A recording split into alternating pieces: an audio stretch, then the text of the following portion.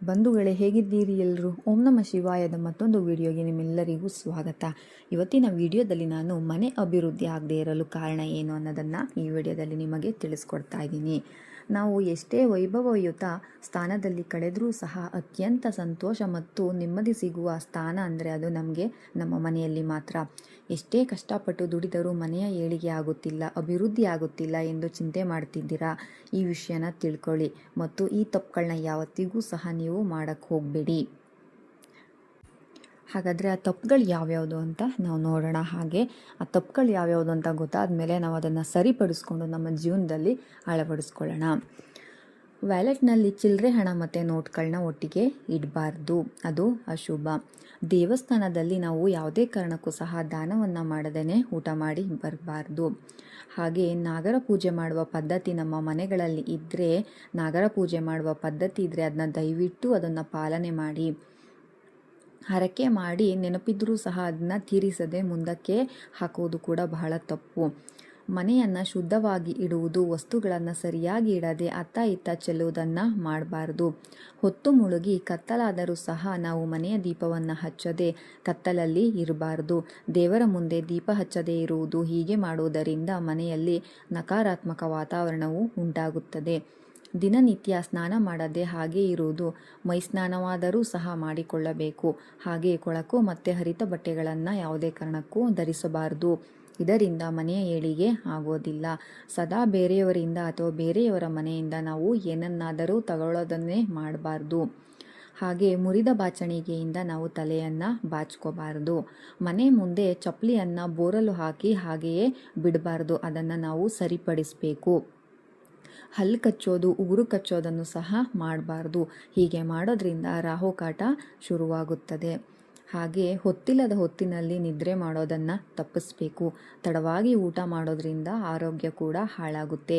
ಇದರಿಂದ ಖರ್ಚು ಹೆಚ್ಚಾಗಿ ಹಾಗೆಯೇ ಸರಿಯಾದ ಸಮಯದಲ್ಲಿ ಸ್ನಾನ ಮಾಡದೇ ಇರುವುದು ಕೂಡ ದರಿದ್ರವನ್ನು ತರುತ್ತದೆ. ಯಾವಾಗಲೂ ಸಹ ಮನೆಯಲ್ಲಿ ಸಣ್ಣ ಪುಟ್ಟ ವಿಷಯಗಳಿಗೆ ಜಗಳವಾಡೋದನ್ನು ಕಡಿಮೆ ಮಾಡಬೇಕು. ಸದಾ ನೆಮ್ಮದಿಯಿಂದ ಸಂತೋಷವಾಗಿ ಇರುವುದನ್ನು ನಮ್ಮ ಜೀವನದಲ್ಲಿ ನಾವು ರೂಢಿಸಿಕೊಳ್ಬೇಕು. ಗಂಡ ಊಟಕ್ಕೆ ಕೂತಾಗ ಕಿರಿಕಿರಿಯಾಗುವಂತಹ ಮಾತುಗಳನ್ನು ಹೇಳಿ ಅವರಿಗೆ ಬೇಸರ ಮಾಡುವುದನ್ನು ತಪ್ಪಿಸಬೇಕು. ದೇವರ ಕೋಣೆಯನ್ನು ಸ್ವಚ್ಛಗೊಳಿಸದೇ ಇರುವುದು ಅಥವಾ ದೇವರ ಪೂಜೆಯನ್ನೇ ಮಾಡದೇ ಇರುವಂತಹ ಕೆಟ್ಟ ಅಭ್ಯಾಸ ನಿಮ್ಮಲ್ಲಿದ್ದರೆ ಅದನ್ನು ಹಿಂದೆ ಬಿಟ್ಬಿಡಿ. ಹಾಗೆ ಒಡೆದ ಕನ್ನಡಿಯನ್ನು ಮನೆಯಲ್ಲಿ ಇಟ್ಕೊಂಡು ಅದರಲ್ಲಿ ನಮ್ಮ ಮುಖವನ್ನು ಎಂದಿಗೂ ಸಹ ನೋಡ್ಕೋಬಾರ್ದು. ಸೂರ್ಯೋದಯವಾದರೂ ಸಹ ಬಹಳ ಹೊತ್ತಿನವರೆಗೆ ಮಲಗಿರೋದನ್ನು ತಪ್ಪಿಸಬೇಕು. ತಡವಾಗಿ ಎದ್ದೇಳುವುದು, ತಡವಾಗಿ ಅಡುಗೆ ಮಾಡೋದು, ತಡವಾಗಿ ಊಟ ಮಾಡೋದು ಇದೆಲ್ಲವೂ ಸಹ ಕೆಟ್ಟ ಅಭ್ಯಾಸ. ಇದರಿಂದ ಮನೆಯಲ್ಲಿ ದಾರಿದ್ರ್ಯ ತಾಂಡವ ಆಡುತ್ತದೆ. ಶೌಚಾಲಯದ ಬಾಗಿಲನ್ನು ತೆರೆದಿಡುವುದು ಮತ್ತು ಬಚ್ಚಲು ಮನೆ ಶೌಚಾಲಯವನ್ನು ಸ್ವಚ್ಛವಾಗಿ ಇಟ್ಟುಕೊಳ್ಳಬೇಕು. ಹಾಗೆ ಕೈಕಾಲುಗಳನ್ನು ಅಲುಗಾಡಿಸುತ್ತಾ ಕುಳಿತುಕೊಳ್ಳಬಾರದು. ಮನೆಗೆ ಅತಿಥಿಗಳು ಬರುತ್ತಿದ್ದಾರೆ ಎಂದು ತಿಳಿದು ಬೇಜಾರು ಮಾಡಿಕೊಳ್ಳಬಾರದು. ಅತಿಥಿಗಳ ಸ್ವರೂಪದಲ್ಲಿ ಮನೆಗೆ ಕೆಲವೊಮ್ಮೆ ದೇವರುಗಳು ಸಹ ಆಗಮಿಸುತ್ತಾರೆ. ಆದ್ದರಿಂದ ಅತಿಥಿಗಳಿಗೆ ಮರ್ಯಾದೆ ಕೊಡದಿರುವುದು ಮತ್ತು ಅವರೊಂದಿಗೆ ಒರಟಾಗಿ ನಡೆದುಕೊಳ್ಳುವುದನ್ನು ಮಾಡಲೇಬೇಡಿ. ಅಡುಗೆ ಮನೆಯನ್ನು ಗಲೀಜಾಗಿ ಇಟ್ಟುಕೊಳ್ಳುವುದು, ಆಹಾರವನ್ನು ಪ್ರತಿನಿತ್ಯ ವೇಸ್ಟ್ ಮಾಡುವುದು, ಆಚೆ ಚೆಲ್ಲುವುದನ್ನು ಮಾಡಬೇಡಿ. ಅಳತೆಗೆ ತಕ್ಕಂತೆ ಅಡುಗೆ ಮಾಡಿ ಸಮೃದ್ಧಿಯಿಂದ ಊಟ ಮಾಡಿ. ಮನೆಯಲ್ಲಿ ನಳಗಳು ಅಂದರೆ ನಲ್ಲಿಗಳು ಸೋರುತ್ತಿದ್ದರೆ ಸರಿ ಮಾಡಿಸದೆ ಹಾಗೆ ಬಿಡಬೇಡಿ.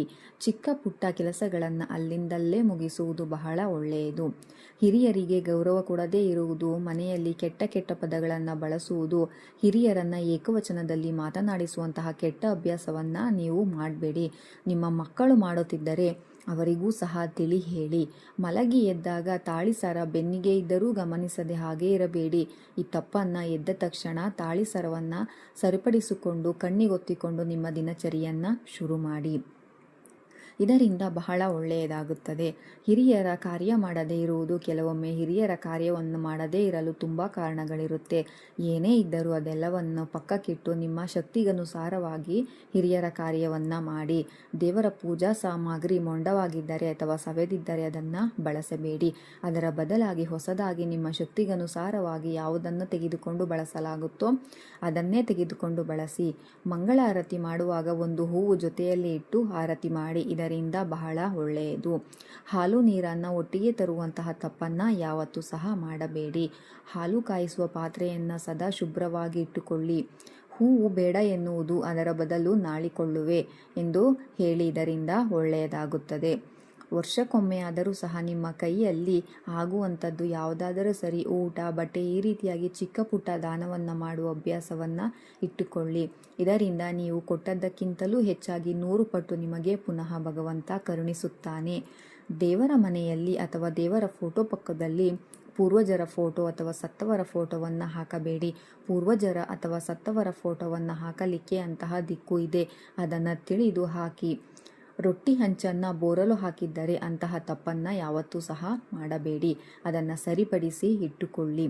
ಸದಾ ಮನೆಯಲ್ಲಿ ರೊಟ್ಟಿ ಹಂಚು, ತವಾ, ಬಾಣಲೆ, ಹಾಲು ಕಾಯಿಸುವ ಪಾತ್ರೆ ಇಂತಹದ್ದನ್ನೆಲ್ಲ ಬೋರಲು ಹಾಕಿ ಇಡಬಾರದು.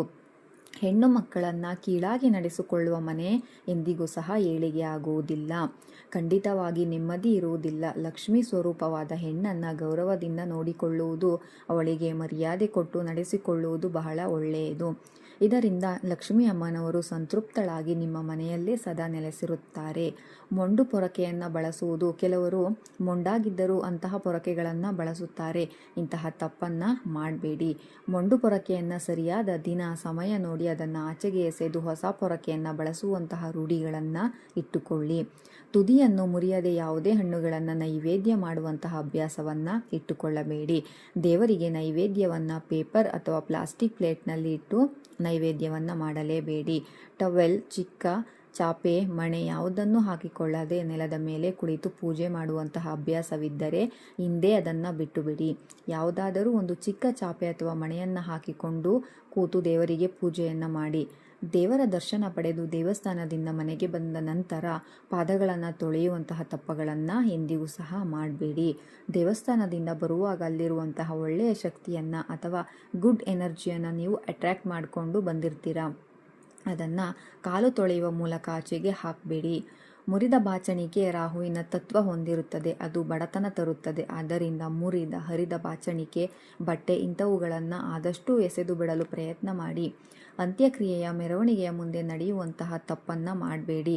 ಹಸಿದಿರುವವರಿಗೆ ಊಟ ಕೊಡದೆ ಕಳುಹಿಸುವ ದೊಡ್ಡ ತಪ್ಪನ್ನು ಕೂಡ ಯಾವತ್ತೂ ಮಾಡಬೇಡಿ. ವಯಸ್ಸಾದ ವ್ಯಕ್ತಿ ಅಥವಾ ಮಗುವಿನಿಂದ ಖರೀದಿ ಮಾಡುವಾಗ ಅತಿಯಾಗಿ ಬೆಲೆ ಕಡಿಮೆ ಮಾಡುವುದು, ಜಿಪುಣತನ ತೋರುವುದನ್ನು ಮಾಡಬೇಡಿ. ಬಾಗಿಲುಗಳ ಮೇಲೆ ಸಿಕ್ಕ ಫೋಟೋಗಳನ್ನು ಅಂಟಿಸಬಾರದು. ಸರಿಯಾದ ದಿಕ್ಕನ್ನು ನೋಡದೆ ಫೋಟೋಗಳನ್ನು ಅಂಟಿಸುವುದು ಕೂಡ ತಪ್ಪು.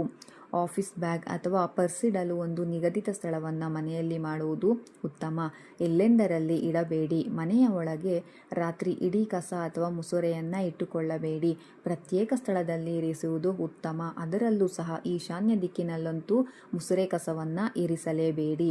ಮುಸ್ಸಂಜೆ ಹೊತ್ತು ಮಲಗುವುದನ್ನು, ಹಲ್ಲನ್ನು ಕಡಿಯುವುದನ್ನು ಮಾಡಬೇಡಿ. ಮನೆಗೆ ಬಂದ ಅತಿಥಿಗಳ ಮೇಲೆ ಕಿರಿಕಿರಿಯಾಗುವುದನ್ನು ತಪ್ಪಿಸಿ.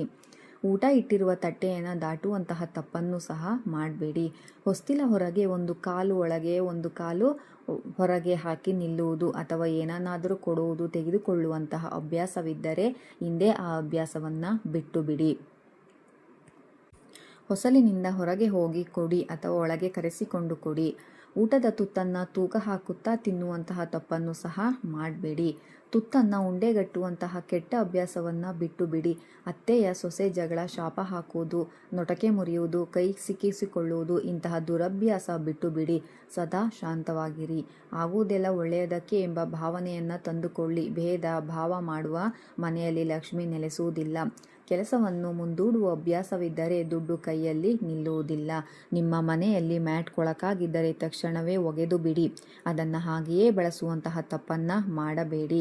ಕಾಲೆರೆಸುವ ಮ್ಯಾಟ್ನಿಂದ ದರಿದ್ರ ಬರುವ ಸಂಭವ ಬಹಳ ಹೆಚ್ಚು.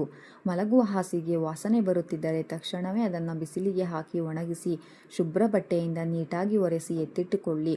ವಾಸನೆ ಬರುವ ಹಾಸಿಗೆಯನ್ನು ಹಾಗೆಯೇ ಬಳಸಬೇಡಿ.